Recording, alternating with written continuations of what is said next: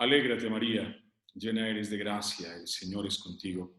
Bendita tú eres entre todas las mujeres, y bendito es el fruto de tu vientre, Jesús. Santa María, Madre de Dios, ruega por nosotros los pecadores, ahora y en la hora de nuestra muerte. Amén. Hermanos, bendiciones. Yo soy el Padre Jaime Alberto Pérez Villegas y desde la capilla de la casa donde vivo, en el oratorio donde todos los días celebramos la Eucaristía, donde Jesús está presente, para mí es un motivo de profunda alegría que nos encontremos en esta tarde y nos encontremos primero para formarnos, nos encontremos a los pies del Maestro una vez más para aprender de Él que es bueno y misericordioso. Así que bienvenidos a esta aventura formativa. Yo estoy feliz de hacer parte de este congreso de servidores juveniles de Costa Rica. Sepan pues que mi bendición y mi oración durante todos estos días ha sido por cada uno de ustedes. Pero entonces, sin más preámbulos, iniciemos juntos este recorrido. Atención, recorrido de formación. Es importantísimo que no perdamos de vista que en esta tarde, durante estos días, nos vamos a encontrar para formarnos. Seguramente ustedes ya se encontraron con el Maestro y por eso son servidores. Están totalmente enamorados de su amor, de su gracia y de su misericordia. Han experimentado en su corazón la gracia del cielo, la fuerza del Espíritu Santo. Y más que nunca le han dicho al Señor: Señor, yo quiero servirte, quiero entregarte mi vida, quiero entregarte mi corazón, quiero entregarte todo lo que hay en mi ser. Quiero hoy más que nunca, Señor, ser un instrumento dócil de tu amor. Se lo decimos seguramente muchas veces y cada vez que nos reunimos en un congreso, una vez más renovamos nuestra entrega porque sin duda experimentamos siempre de forma nueva su amor y su misericordia. No se preocupe, lo digo más despacio. Durante estos días estoy seguro que ustedes renovarán seguramente su encuentro con el Señor, su encuentro de amor, su encuentro personal con Él, pero este fin de semana también estamos llamados sobre todo, además de renovar nuestro sí, a estar a los pies del Maestro, del que quiere hablarnos, del que quiere formarnos, del que quiere hacernos no solo discípulos, sino también apóstoles. Ahora, sin más preámbulos, lancémonos en esta aventura formativa de este fin de semana. Y quisiera iniciar haciéndote una pregunta. ¿Qué significa, tú sabes qué significa la palabra apóstol? ¿Sabes el significado de la palabra apóstol?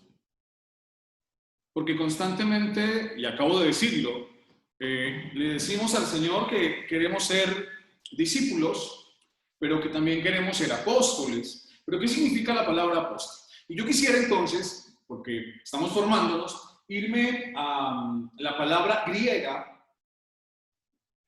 Es un diccionario exegético del Nuevo Testamento. Y me voy a ir a la palabra apóstolos. Apóstol se dice en griego apóstolos. Y la palabra apóstolos significa, atención, enviado. Enviado. También la palabra apóstol hace referencia al que tiene autoridad y el que enseña. Y el que enseña. ¿Por qué les estoy hablando de esto, muchachos? Porque seguramente en la hora de la evangelización hay muchas personas que se han encontrado con el Señor y son sus discípulos, pero es hora de dar un paso al frente. Y cuando decimos que somos servidores de la Renovación Católica Carismática, cuando decimos que servimos al Señor en esta corriente de gracia, estamos diciendo de algún modo que estamos empezando a ser apóstoles. No solo el discípulo es el que sigue, claro que sí, el que está enamorado, el que se ha encontrado con Él. Apóstol es el que empieza a servir de una manera nueva. Apóstol es el que empieza a tener autoridad y empieza a enseñar. Así que el encuentro de servidores de los jóvenes de Costa Rica también es un encuentro de apóstoles, porque ustedes están llamados a eso. con su testimonio a proclamar la buena nueva del Evangelio. Son enviados. La palabra apóstol significa enviado, el que es enviado. Pues bien, este primer tema de nuestro congreso es precisamente que profundicemos en la persona de un apóstol o llamado apóstol de los gentiles, el famoso Pablo y su encuentro. Y entonces empezamos la discusión diciendo que los apóstoles fueron 12. ¿Y por qué podemos decir que Pablo es un apóstol? Utilizamos la palabra apóstol para decir que es un enviado, pero curiosamente, el gran biógrafo de Pablo en la Biblia es ¿quién? Lucas. Lucas, que escribió los Hechos de los Apóstoles, y es ahí donde se nos cuenta muchísimas cosas de lo que hizo Pablo. Pues bien, Lucas no menciona o nunca dice que Pablo fuera un apóstol. Curioso. Sin embargo, Pablo en sus cartas sí se presenta a sí mismo como apóstol. Y describe dentro de su misión de apóstol la grandeza que tiene, o más bien describe su tarea de apóstol diciendo que ha tenido la tarea de proclamar el Evangelio, que tiene autoridad, que es mensajero y que es representante del Señor crucificado y resucitado. Y por eso puede llevar el Evangelio a las comunidades paganas, a las comunidades de todo el mundo. Vamos entonces juntos a hablar y a conocer un poco la vida de este hombre, de este apóstol, como él mismo se presenta. Tal vez Lucas no lo presenta por respeto al grupo de los 12, no lo sabemos, puede ser una teoría, pero estamos seguros que Pablo es conocido en la iglesia como el apóstol de los gentiles. Un hombre que se encontró con Jesús, y al encontrarse con Jesús su vida le cambió, y al cambiarle la vida, la perspectiva, la manera de ver las cosas, tuvo que empezar de nuevo, tuvo que hacerse pequeñito, tuvo que hacerse humilde y tal vez volver a aprender muchas cosas. De ahí que la formación sea importante e indispensable. Sin duda, les decía hace un rato, ustedes se han encontrado con el Señor y le han dicho tantas cosas hermosas en la oración. Le cantan, le alaban, le bendicen, le dicen que lo aman desde lo más profundo de su corazón. Y sin duda esa oración es preciosa. Y sin duda, en esa oración, Dios se goza. Seguramente Dios en esa oración los abraza y los cuida. Pero atención. De ese primer momento de enamoramiento, es necesario e indispensable que sigamos conociendo a aquella persona de la que nos enamoramos. Ya lo veremos en un rato, pero nuestro protagonista de esta tarde, de esta noche ya casi, Pablo, se había formado en la ley, conocía la ley, se encontró con el Señor y le cambió su perspectiva de vida. Pero a pesar de todo eso, Pablo tuvo que también formarse de nuevo, volver a empezar. Jóvenes, este es un llamado especial a que no solo alaben y bendigan al Señor, lo glorifiquen con sus labios y con su corazón. Es lo primero, sin duda. Pero también es indispensable que ustedes se formen. Si no, no podrán ser buenos apóstoles. Es un acto de responsabilidad. Cuando usted le dijo sí al Señor, cuando usted le dijo, Señor, tómame, lléname de tu gracia, lléname de tu amor, quiero ser instrumento de tu gracia, de tu misericordia. Cuando usted le dijo eso a Dios, Dios se lo tomó en serio. Pero tal vez a veces improvisamos un poco y no nos formamos como debemos. De ahí la grandeza de este encuentro. Y no los estoy regañando, absolutamente no, los estoy motivando a que tomen en serio su formación. Cuando uno se enamora de alguien, insisto, uno quiere conocer más de ese alguien. Es prueba primera de que el amor realmente es verdadero, que empiezas a conocerlo, que quieres conocerlo, que quieres saber más de él. Y claro que lo conoces de rodillas. Claro que tienes en el encuentro personal, claro que lo conoces. Pero también es indispensable la formación, donde la iglesia, que lo contempla todos los días, te quiere presentar realmente sus enseñanzas, su mensaje. No concibo un servidor que no se forme. Es indispensable. Pablo lo entendió así. Así que celebro una vez más este congreso y los motivo a que tomen muy en serio su proceso de formación. Pero bueno, ahora no estamos hablando de ustedes, vamos a seguir hablando de nuestro protagonista, de Pablo. Pablo, como ustedes saben, se llamaba Saulo. Saulo es un nombre judío, hebreo, que significa el que ha sido pedido a Dios. Les pregunto rápidamente, ¿qué otro personaje del Antiguo Testamento se llamaba Saulo? ¿O Saúl? ¿De quién? Un rey, el primer rey de Israel, ¿se acuerdan? El rey Saúl.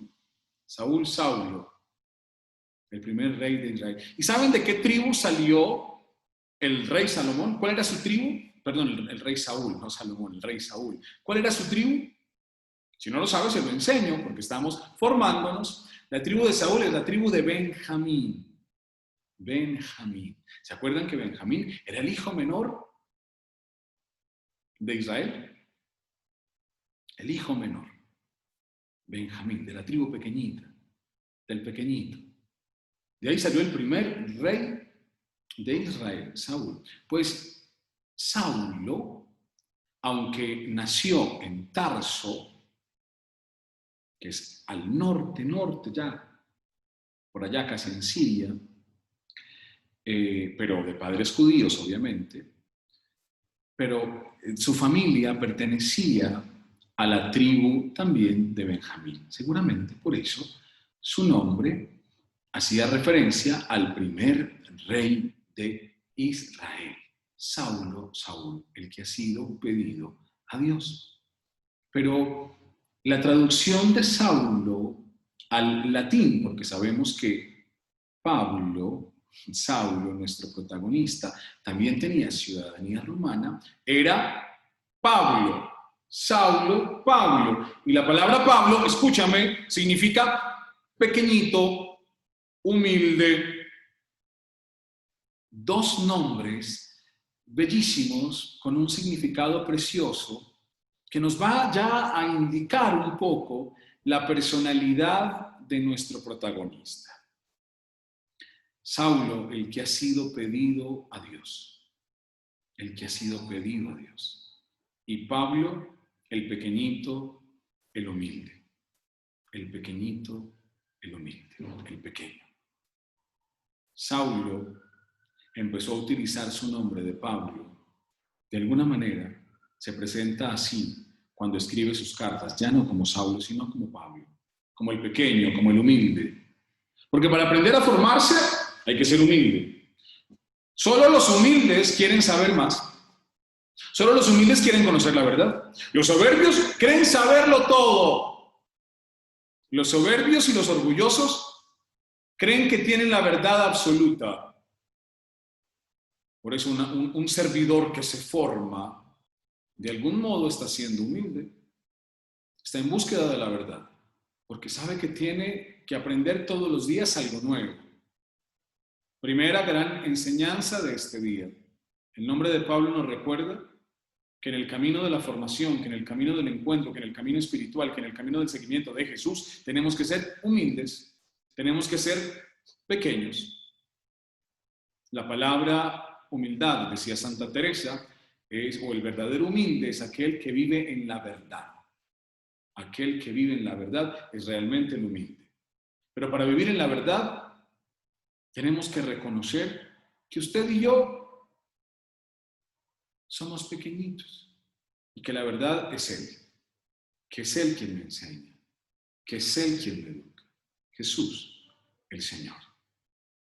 Hasta ahora entonces solo hemos dicho el nombre de nuestro personaje. Y nuestro personaje, ya les dije, pertenecía a la tribu de Benjamín y era un judío que se había formado en la ley, seguramente en la escuela de los fariseos. Seguramente Saulo era un fariseo. Cuando pensamos en los fariseos, casi siempre pensamos en gente mala. El problema de los fariseos no es que fueran gente mala, eran los laicos, que, como si fueran los laicos de hoy, que más conocían la Escritura.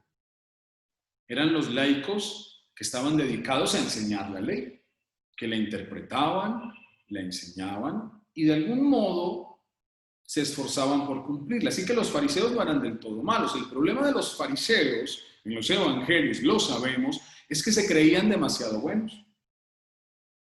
El problema de los fariseos es que se creían grandes. Y por eso Saulo, cuando decide en el encuentro de Damasco, que vamos a ver en un momento, realmente seguir a Jesús, tiene que hacerse pequeñito, tiene que hacerse humilde. El problema de los fariseos es que se creen grandes. ¿Cuántas veces tú y yo tenemos actitudes de fariseos en nuestro servicio?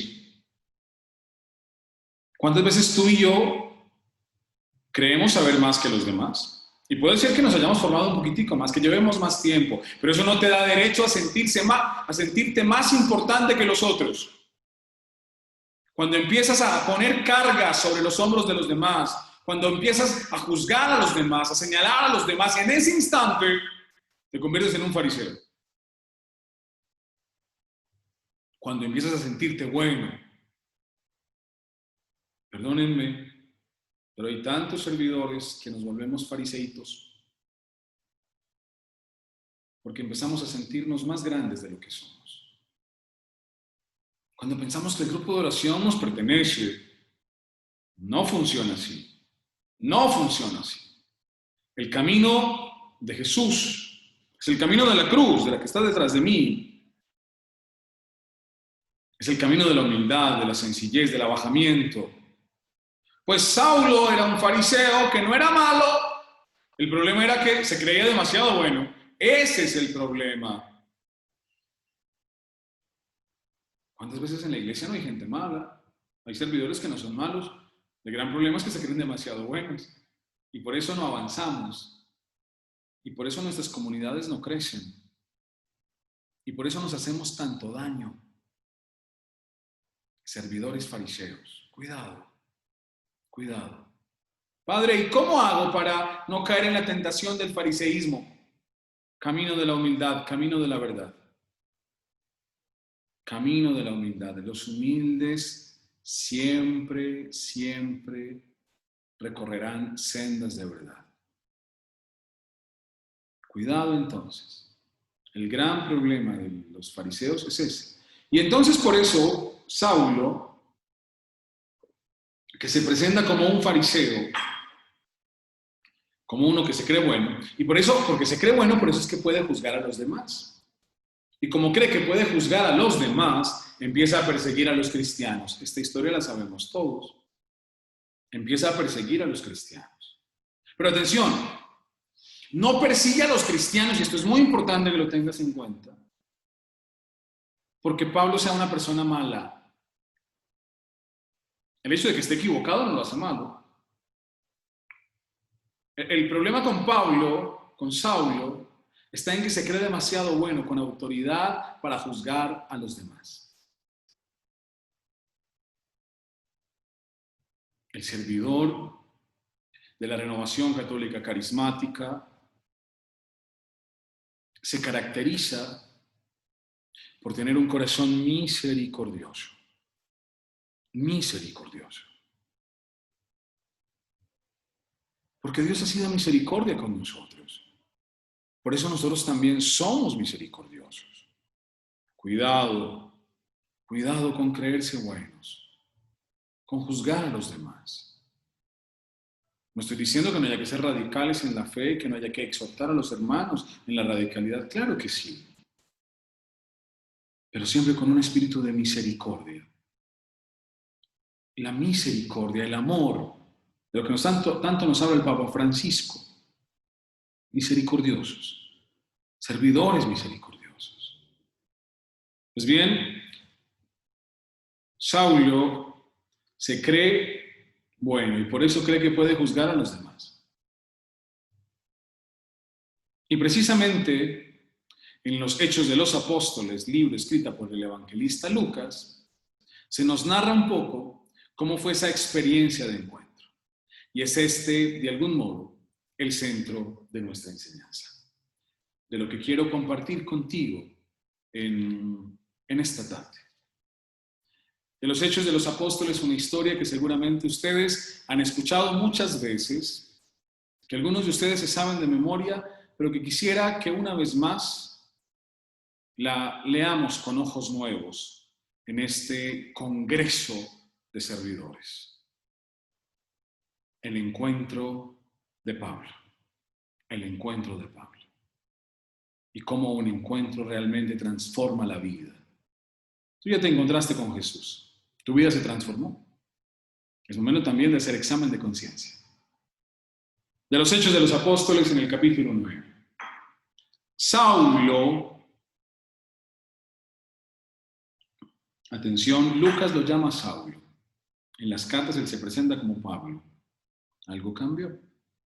Saulo, respirando amenazas contra los discípulos del Señor, se presentó al sumo sacerdote y le pidió cartas para las sinagogas de Damasco, autorizándolo para llevar presos a Jerusalén a los seguidores del camino del Señor, hombres y mujeres. Saulo, atención a la descripción que nos dan los Hechos de los Apóstoles, es increíble, dice, respirando amenazas.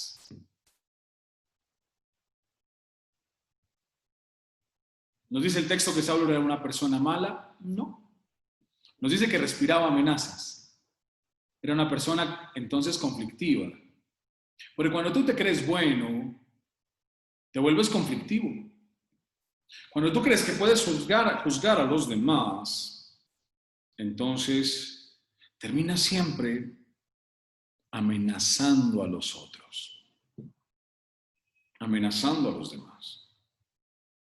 Y Saulo, la descripción que nos da del protagonista de esta tarde, noche casi, es que Saulo respiraba amenazas.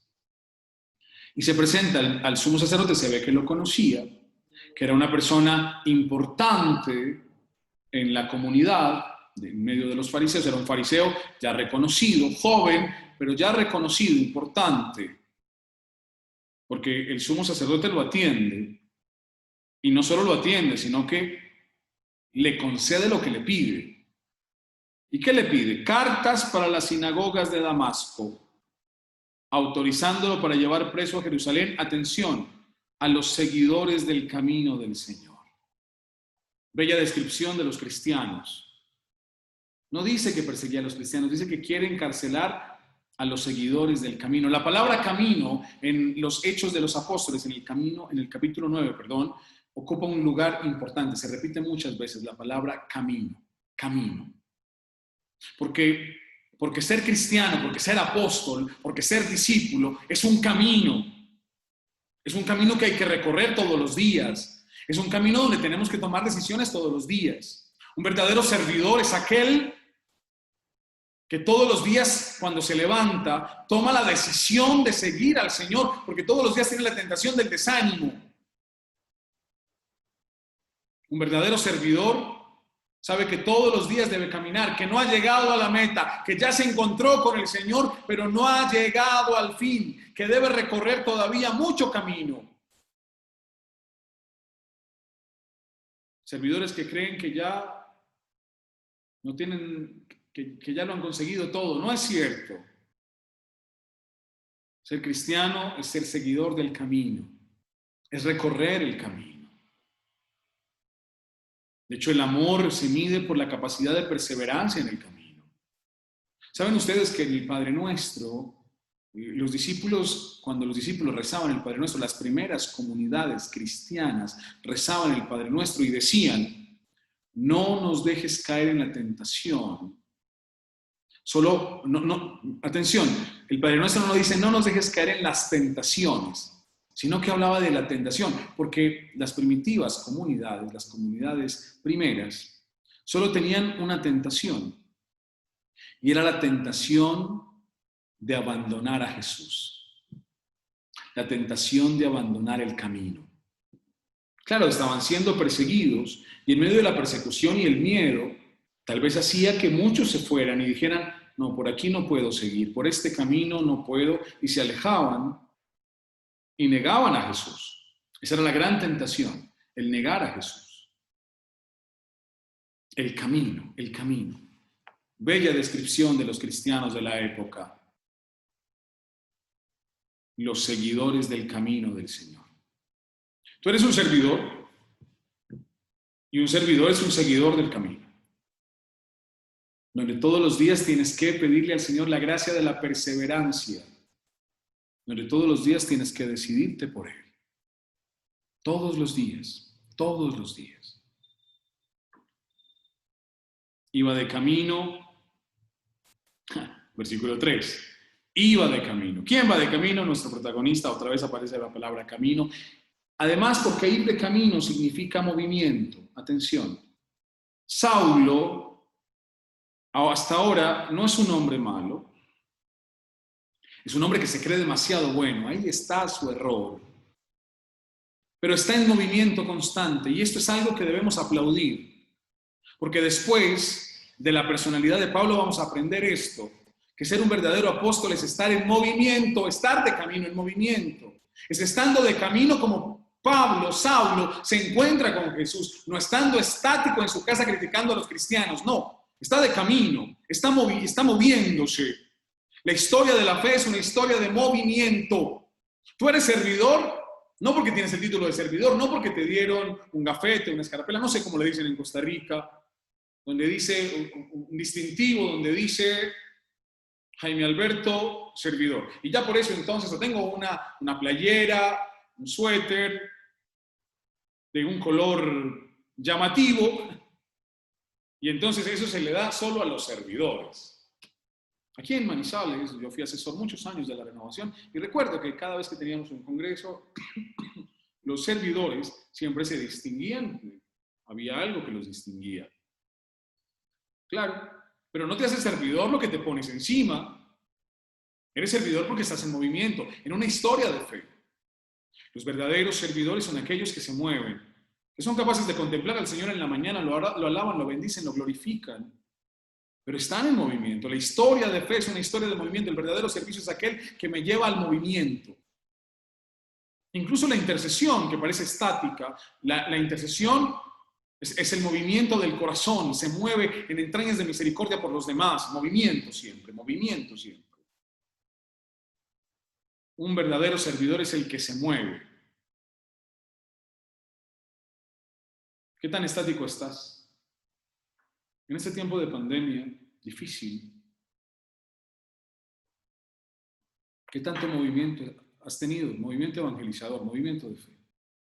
En la intercesión, por ejemplo, como decía hace un momento, pero también en llamar a los hermanos y decirles cómo están. Estoy orando por ti. Eso es movimiento. Pues iba de camino. Si Pablo no va de movimiento, no hay movimiento en Pablo, en Saulo, no hay encuentro. Es necesario que te muevas. Tentación de los líderes, de los servidores, la comodidad. La comodidad. ¿Quién es el padre de la fe? El padre de la fe es Abraham, un hombre de 80 años, más o menos. ¿Y por qué se vuelve el padre de la fe? Sencillo, simple. Porque sale de su casa obedeciendo al Señor. Hace un movimiento de fe. Tenía derecho a descansar, tenía derecho a quedarse ya en casa, tiene 80 años y aún así sale de su tierra y empieza una nueva aventura, moviéndose, trasladándose. Y por eso Abraham es el padre de la fe, porque se movió. Los verdaderos servidores del Señor son aquellos que se mueven. El texto sigue y dice, iba de camino y ya cerca de Damasco, Damasco también está al norte, cuando de repente, esto me encanta, iba de camino, movimiento, pero cuando ya estaba cerca de Damasco, de repente, pregunta a los servidores de la Renovación Católica Carismática, jóvenes de Costa Rica, pregunta importante. ¿En qué otro texto de los Hechos se nos dice que algo ocurrió de repente? ¿Lo sabes o no? Te doy una pista. Hechos de los Apóstoles, capítulo 2. De repente. Pentecostés, claro que lo sabías. Pentecostés. De repente. ¿Se acuerdan? De repente, se los voy a leer. Hechos de los Apóstoles, capítulo 2, nos dice, versículo 2, dice, de repente vino del cielo un ruido. De repente vino del cielo un ruido. El de repente a mí me gusta pensarlo siempre como aquella sorpresa de Dios que irrumpe en la historia en Pentecostés de la humanidad y en el capítulo 9 irrumpe en la historia de Saulo. Pero de manera sorpresiva. ¿A quién no le gustan las sorpresas? Las sorpresas nos enamoran. Las sorpresas nos hacen sentir importantes. Cuando alguien cumple años y le hacen una celebración sorpresa, todos sus amigos, su familia, lo que están diciendo es, nos importas muchísimo. Es un acto de amor. El de repente es la obra de amor que busca enamorarnos. Obra de Dios. Por eso es de repente, es no esperada, incluso es no merecida. No lo esperábamos, no lo merecíamos. Pero aún así, Dios irrumpe en nuestra historia, en nuestro camino. Qué bello mensaje, de repente. Las sorpresas de Dios que enamoran. Pero las sorpresas de Dios también que cambian el destino de quien se encuentra con la sorpresa. En los Hechos de los Apóstoles, capítulo 2, después del de repente, después de Pentecostés, los apóstoles estaban encerrados e inmediatamente salieron. Ese de repente cambia la vida. Un de repente cambió mi vida hace muchos años atrás. No lo esperaba, no lo vi venir. Y de repente el amor del cielo transformó mi vida. Los de repentes de Dios transforman la existencia. Los de repentes de Dios quieren enamorarte más de Él. Así que por eso le podemos decir a Dios este fin de semana, Señor, sorpréndenos. Le estamos diciendo, danos un de repente. Sorpréndenos, sorpréndenos. Sorpréndenos con la novedad de tu espíritu. Sorpréndenos con la fuerza de tu espíritu. Sorpréndenos con la gracia de tu espíritu. Sorpréndenos con el poder de tu espíritu. De repente. Cuando de repente lo deslumbró una luz. Atención, una luz que venía del cielo. Primero la sorpresa, pero la sorpresa es por la luz. No es una luz cualquiera, es una luz que viene del cielo. La luz que se impone, la luz que rompe la oscuridad, la luz que rompe las tinieblas. Nuestra vida debe ser constantemente confrontada en la luz del cielo, en la luz del amor. Cayó en tierra y oyó una voz que le decía, Saulo, Saulo, ¿por qué me persigues? Cayó en tierra. Atención, Muchas veces han dicho que Saulo iba en un caballo, no lo sabemos, el texto no lo dice, así que no diga cuando Saulo se cayó del caballo, no invente, no lo sabemos. Lo que sí sabemos es que aquella luz que venía del cielo fue tan fuerte que hizo que Saulo cayera en tierra. De la prepotencia de creerse grande, de la prepotencia de creerse importante. Yo soy servidor, yo pertenezco al equipo coordinador, yo pertenezco al equipo diocesano, pertenezco al Consejo Nacional. Y de sentirse importante, llegó una luz y cayó por tierra. Nadie lo tocó. Es curioso. Fue la luz de la verdad la que lo lleva por tierra. Tierra, acuérdense, tierra. La tierra que es signo de humildad también, porque fuimos hechos de tierra, de polvo. Caerse en tierra es signo de caerse de la prepotencia, sin duda. Pero no solo eso, sino que después de caer, Saulo escucha. No ve, hasta ahora Saulo que ha visto nada, porque la fe, hermanos míos, no crece por lo que vemos, la fe crece por lo que escuchamos. Uno se enamora de Dios no porque solo ve sus obras, uno sobre todo se enamora de Dios porque lo escucha. Por eso es que nos formamos, por eso es que oramos. Alguna vez alguien me preguntaba y decía, Padre, yo siempre me he cuestionado por qué después de un congreso de sanación, donde hemos visto tanto la grandeza del cielo, tanta misericordia, tanto amor, el poder de Dios, y las personas lo ven, realmente se ve, y muchas de esas personas lo han recibido, ¿y por qué después no lo siguen? ¿Por qué después se van como si nada? La respuesta es simple, porque una relación verdadera con Jesús no nace solo del ver. Una relación verdadera con Jesús nace de escuchar. Y por eso la relación de Pablo, el encuentro con Pablo al inicio no es un encuentro de ver, es un encuentro de escucha. La luz se impone y cae por tierra en un signo de humildad, pero lo que va a generar el encuentro verdadero es la escucha. ¿Te quieres enamorar de Dios? Claro, sigue viendo sus obras, pero sobre todo, ¿te quieres enamorar de Él? Escúchalo. Escúchalo en la oración, pero también escúchalo formándote en la palabra, estudiando. Es importante, porque así es como nos enamoraremos de Él. ¿Ustedes se acuerdan cuál es el primer precepto del Antiguo Testamento? Está en Deuteronomio. ¿Se acuerdan? Sí, lo saben. Amar a Dios sobre todas las cosas, ¿recuerdan? Amarás al Señor tu Dios con todas tus fuerzas. Pero antes de que se diga de que debemos amar a Dios, ¿qué dice el texto de Deuteronomio? Dice esto, dice Shema Israel, Adonai Eloheinu Adonai Echad, Ve'achavtad Adonai Elohecha bechol levavecha ubchol nafshecha ubchol meodeja, Vechayuchat devarimcha elech, asher anoji metzadvecha chayon al levavecha, Veshinantam levaneja, Vedibartabam. ¡Clarísimo! Bueno, seguramente no tanto, pero en hebreo dice eso, pero lo primero que dice es antes de amar al Señor tu Dios con todo tu corazón, con todas tus fuerzas, es escucha.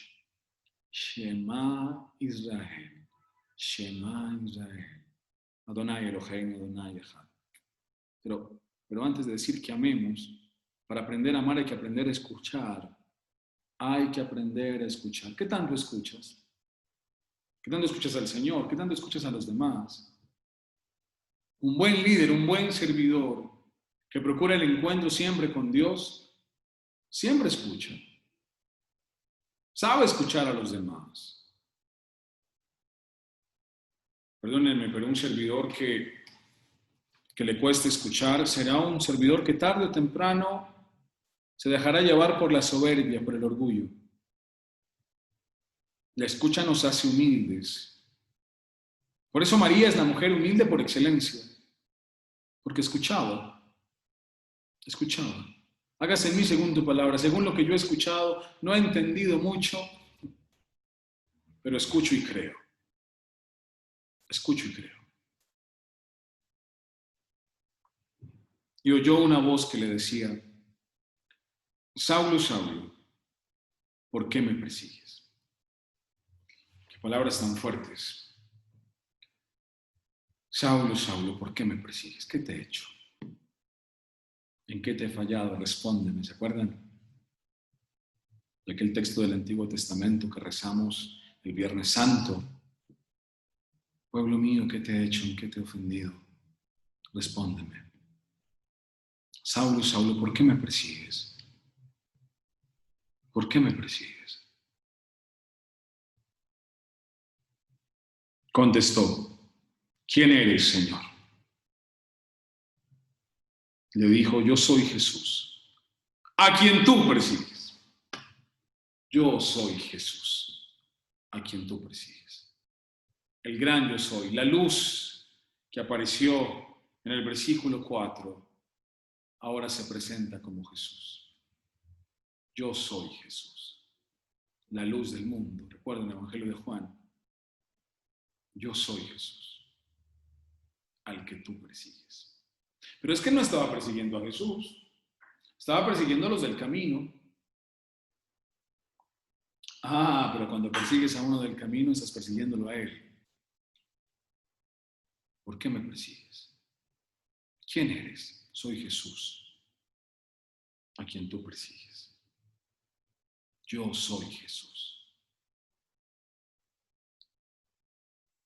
La vida de Saulo se transforma porque en este instante tiene un encuentro personal con Jesús. Nadie se lo contó, nadie se lo dijo. Él está teniendo un encuentro personal con Jesús. Ahora levántate, entra en la ciudad y allí te dirán lo que debes hacer. Atención, Saulo está acostumbrado a decir cómo se hacen las cosas. Gran lección del servicio. Estamos acostumbrados los líderes a decir cómo se hacen las cosas. Saulo, le dicen: levántate, entra en la ciudad y allí te dirán lo que debes hacer. Él sabía muy claro lo que tenía que hacer al inicio del capítulo 9. Pero en el versículo 6 le están diciendo que y ni siquiera todavía le dicen qué va a hacer, sino que le van a decir qué tiene que hacer. Saulo empieza a depender de los demás. Y si vemos el encuentro de Saulo con el Señor, con Jesús, está, lo veremos también un poco más adelante, mediado por los hermanos, por los otros. Porque no se entiende un encuentro verdadero con Jesús si no involucra a la comunidad, si no involucra a los demás. Los acompañantes se detuvieron mudos porque oían la voz pero no veían a nadie. Saulo se levantó del suelo y al abrir los ojos no veía. Todavía falta un poco para el milagro, porque el proceso, el encuentro con Jesús es un proceso. Ya hubo un primer momento, hubo un primer instante, pero el proceso continúa. Saulo no ve. Y no ve, y es el signo de que realmente depende de los demás. Y al abrir los ojos no veía. Lo tomaron de la mano, ¿eh? Lo tienen que guiar. Si pensamos todos nosotros en algún momento de nuestra vida, en nuestro encuentro personal con Jesús, hubo alguien que nos llevó de la mano. Yo recuerdo, fue en una oración donde yo me encontré con Jesús, un fin de semana, un congreso de jóvenes, pero alguien dio ese retiro, alguien me llevó de la mano. Y le estoy profundamente agradecido. En el encuentro, el protagonista siempre ha sido Jesús, claro que sí. Pero Jesús se vale de la comunidad, se vale de los hermanos, incluso de aquellos que son débiles y frágiles, como nosotros. Dios se vale de los hermanos y lo llevan de la mano y lo hicieron entrar en Damasco, donde estuvo 3 días ciego, sin comer ni beber. 3 días ciego, sin comer ni beber. 3 días, acuérdense, sumergido en la pasión del Señor. Sin comer, sin beber. En un momento de confrontación de su existencia. Había en Damasco un discípulo llamado Ananías. En una visión le dijo el Señor: Ananías. Respondió: aquí me tienes, Señor. Y el Señor le dijo: encamínate a la calle mayor y pregunta en casa de Judas por un tal Saulo de Tarso. Lo encontrarás orando. ¿Qué se quedó haciendo esos 3 días? Aquí ya sabemos que se quedó haciendo. No se quedó maldiciendo. Se quedó orando. El camino le cambió la vida. El proceso le cambió la vida. Y por eso la primera actitud de Saulo, es orar. Porque cuando el encuentro es verdadero, hay sed de oración. No de protagonismo, no de buscar los primeros puestos, no de decir: bueno, yo ya me encontré con el Señor, ¿dónde me van a poner a servir? Yo quiero ser el coordinador del grupo porque sé hablar muy bonito. El primer fruto del encuentro es la oración,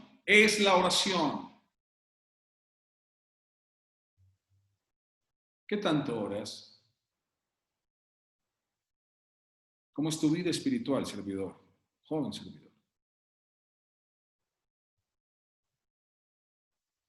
¿Qué tal es tu vida de oración?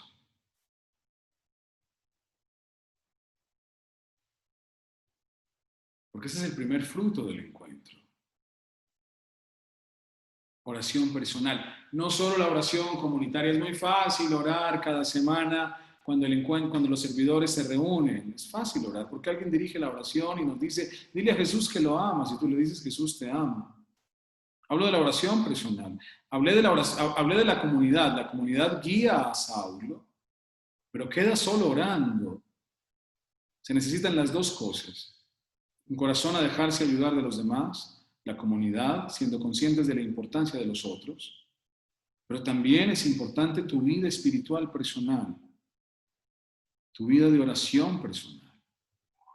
Es indispensable, es importante. Lo encontrarás orando.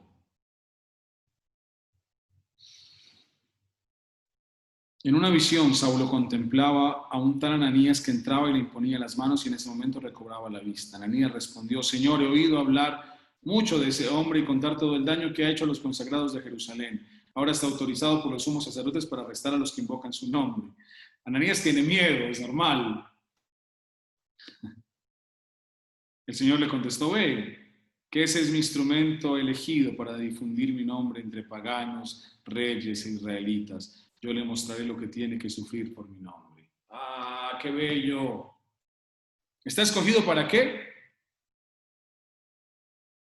Está escogido, según el texto que acabamos de escuchar, para difundir el nombre del Señor. Por eso es que es apóstol, esa es la razón. Porque ser apóstol es ser enviado. Lo que está diciendo Jesús es: ve tranquilo, que este hombre yo lo he elegido para enviarlo. Por eso es apóstol.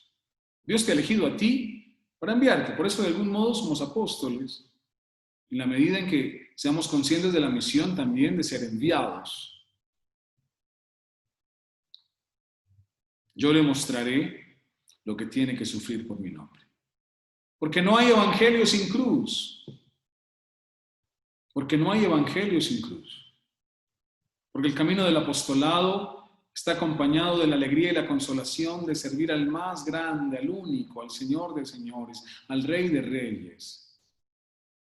Pero la cruz hace parte del caminar. No sé dónde han enseñado de una manera equivocada que cuando se sigue al Señor no habrán problemas y no habrán dificultades. ¡No es cierto! Las dificultades hacen parte del ministerio, del camino. No todo será perfecto. No porque ores más tendrás menos problemas. Entre más ores tendrás más fuerza para enfrentar los problemas. Eso es distinto.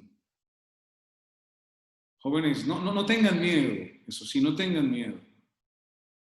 Que será difícil, pero será más grande la gracia. El Señor lo respalda. pero habrán dificultades. Hace parte del ministerio, hace parte de la realidad, hace parte de la vida. Salió Ananías, entró en la casa y le impuso las manos, diciendo: Saulo, hermano, me envía el Señor Jesús, el que se te apareció cuando venías por el camino, para que recobres la vista y te llenes de Espíritu Santo. Al instante se le cayeron de los ojos como unas escamas, recobró la vista, se levantó, se bautizó, comió y recobró las fuerzas, y se quedó unos días con los discípulos de Damasco.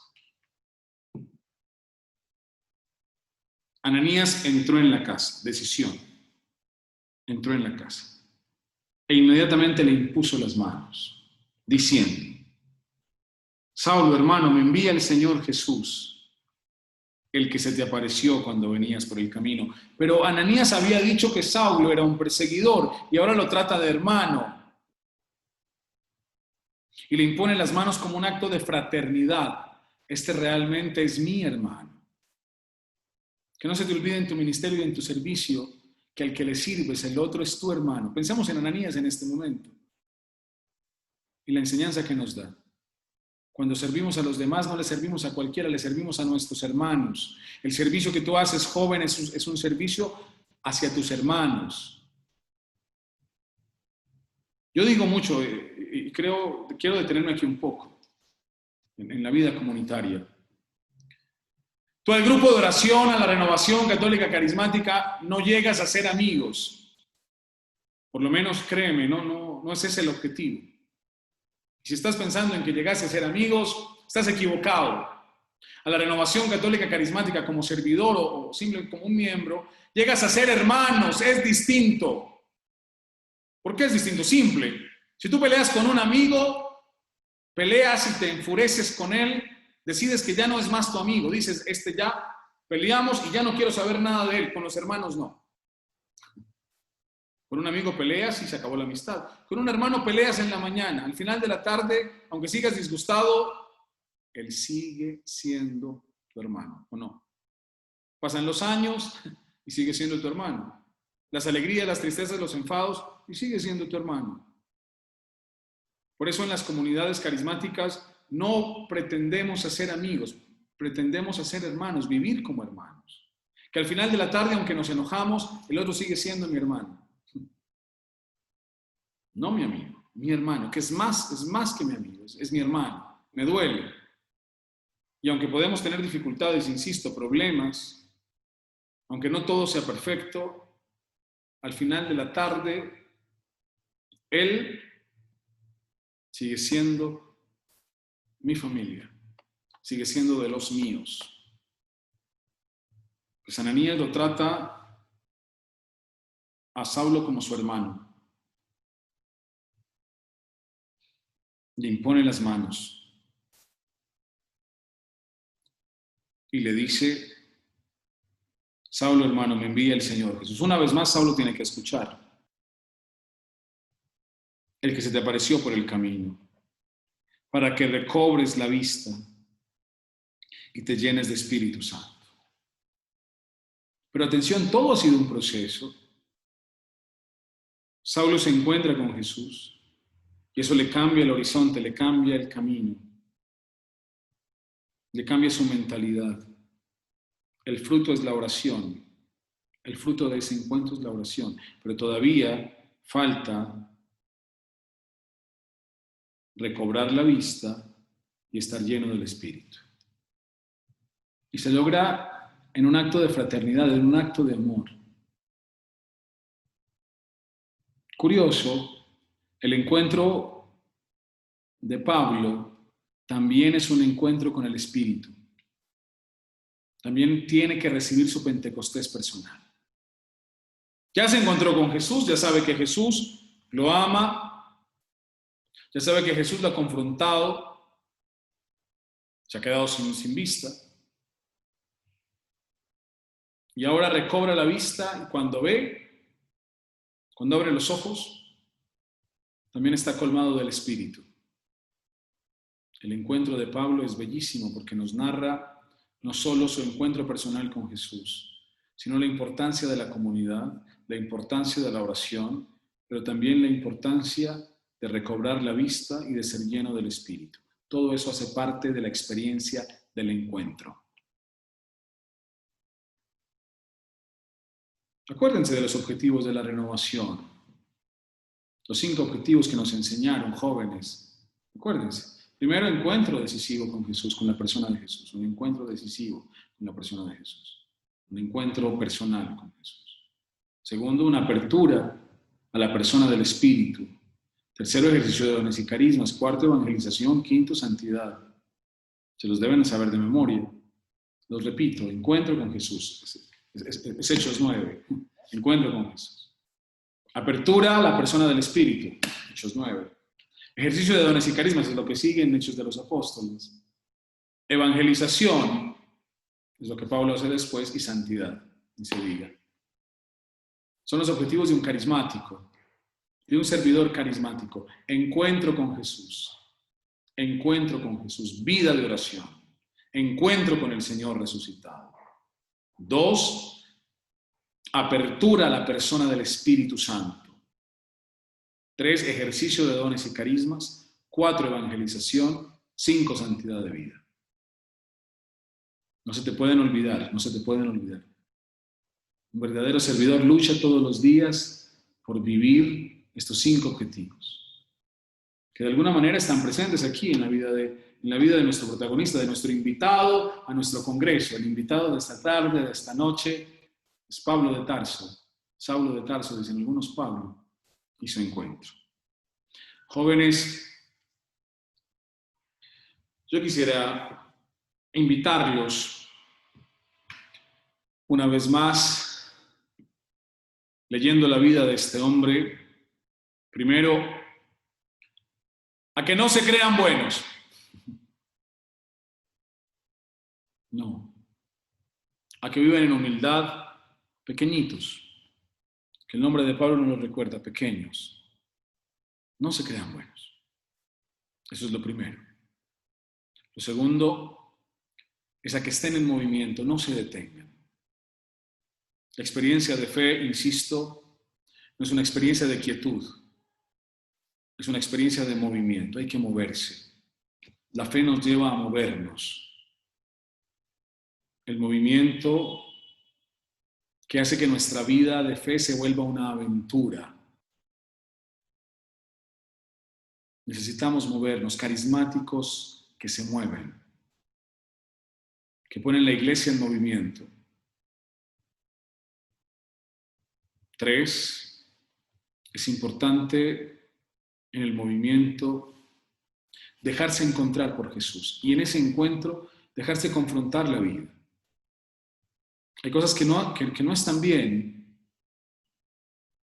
y solo en el encuentro con Jesús, en el encuentro constante, vamos a poder confrontarlas. Lo que no es asumido no será redimido, lo que no es confrontado en Jesús no lo redimirás, dirán los padres de la iglesia. No eres perfecto, hay cosas que hay que mejorar, pero lo mejorarás si eres capaz de confrontar tu vida con humildad delante de Él. Sin poner excusas. El gran obstáculo en el camino de la conversión es que siempre tenemos un pretexto, una excusa frente a lo que hacemos. Mientras sigas excusando lo que haces y no haya una confrontación que te tire por tierra, que te recuerda quién eres, no habrá conversión, no habrá cambio. Simple. Déjate encontrar con Jesús, déjate confrontar lo bueno y lo malo. Después déjate guiar por tus hermanos. Escucha a los demás. Escucha a los otros. Porque solo quien descubre que su comunidad es una bendición, entenderá que las sorpresas de Dios son sorpresas para su familia y toda la humanidad de su familia.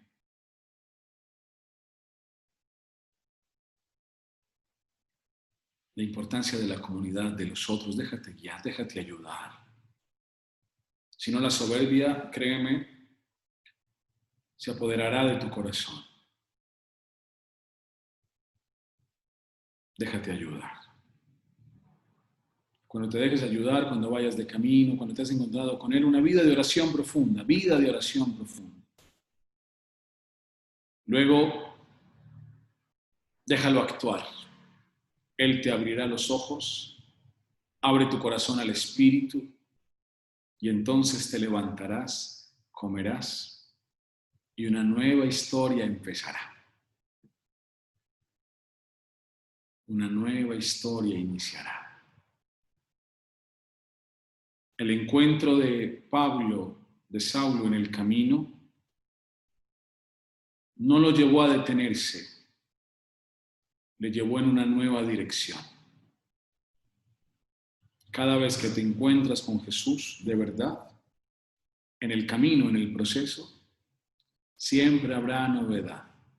No faltará camino, pero el destino y la manera como recorres el camino te la indicará el Señor. Te la indicará Él. Jóvenes servidores de la Renovación Católica de Costa Rica, alégrense, porque el Señor ha puesto sus ojos en ustedes y los envía.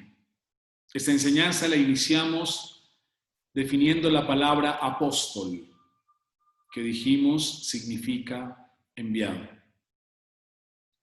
Ustedes han dicho sí al cielo y el cielo los envía. No se fíen de sus fuerzas, no se fíen de sus capacidades, fíense de la gracia de Dios, entregándolo todo, eso sí, poniendo al servicio de Dios todas sus capacidades, con un corazón que escucha. Un corazón que escucha es un corazón que enamora, lo dije antes. Así que ánimo, ánimo. Yo hoy más que nunca lo siento cerca. Espero pronto ir a Costa Rica. Espero pronto a muchos de ustedes poder abrazarlos, sobre todo darles mi bendición y recordarles que han sido enviados. Ya no solo eres un discípulo que conoció el amor de Dios. Si ya te llamas servidor, es porque eres un apóstol, eres un enviado. Y no te puedes quedar callado. No te creas bueno, pero no te puedes quedar callado. Que durante este fin de semana el Señor de repente te sorprenda con su misericordia y con su ternura. Señor, en esta noche ya yo quiero entregarte a estos jóvenes que te han dicho sí. Quiero entregarte sus vidas, quiero entregarte su ministerio. Quiero entregarte, Señor, el deseo que tienen de recorrer el camino. Que tu gracia, Señor, que tu misericordia, que la luz de tu amor que confronta nuestra existencia y a veces hace que nos postremos por tierra, descienda sobre cada uno de estos jóvenes en Costa Rica. Señor, necesitamos de tu gracia, necesitamos de tu espíritu, de tu amor. Estos jóvenes quieren escucharte, porque al escucharte, Señor, se enamorarán más de ti. Regálales corazones de iniciados, como dice Isaías, es decir, que anhelen amarte y escucharte. Dales la gracia, Señor, de la perseverancia, porque el amor verdadero no se mide solo por actos heroicos. El amor verdadero se mide en el perseverar, en el caminar. Dales la gracia, Señor, de tu espíritu. Abrázalos en este día. Sorpréndelos, sorpréndelos, sorpréndelos, Señor, como solo tú sabes y puedes hacerlo. Si hay algún joven servidor que necesita una vez más ser confrontado en su realidad, confróntalo, confróntalo, Señor, en esta noche. Si alguien necesita de la ayuda de sus hermanos para seguir caminando porque se encuentra en tinieblas, suscita, Señor, hermanos que puedan guiar y dirigir nuestros pasos. Bendice, Señor, bendice nuestro quehacer, nuestro ministerio. Señor, abre nuestros ojos, sácanos de la ceguera, de las tinieblas. Señor, llénanos de tu espíritu, llénanos de tu poder y de tu gracia. Ven, Espíritu Santo de Dios, don de los dones espléndido, dador de toda gracia, brisa de la mañana, Espíritu Santo, fluye, sopla sobre cada uno de estos jóvenes y que en esta noche y que durante este fin de semana una vez más tengan una experiencia de encuentro, que tu gracia, Señor, inspire nuestras obras, las sostenga y acompañe para que todo nuestro trabajo se dirija hacia ti como su fin, pero también, mi Señor, se derrame de ti como su fuente. Que la gracia del cielo les acompañe hoy, que la gracia del cielo les acompañe siempre. Y este congreso apenas está empezando. Así que mi corazón está con ustedes, mi oración. Hoy me siento en Costa Rica, desde esta capillita pequeñita pero preciosa en mi casa. Los tengo presentes. Ánimo, jóvenes. Como les decía hace un rato, espero verlos pronto. Desde Colombia, mi bendición, mi abrazo, mi cariño. Estamos unidos en el sagrario. Y la bendición de Dios Todopoderoso, Padre, Hijo y Espíritu Santo, descienda sobre ustedes y les acompañe siempre. Soy feliz de compartir con ustedes en esta noche. Gracias también por ser instrumentos de Dios para mí, por ser un regalo de la ternura del cielo para mí y para mi ministerio. Estamos unidos en Él. Bendiciones.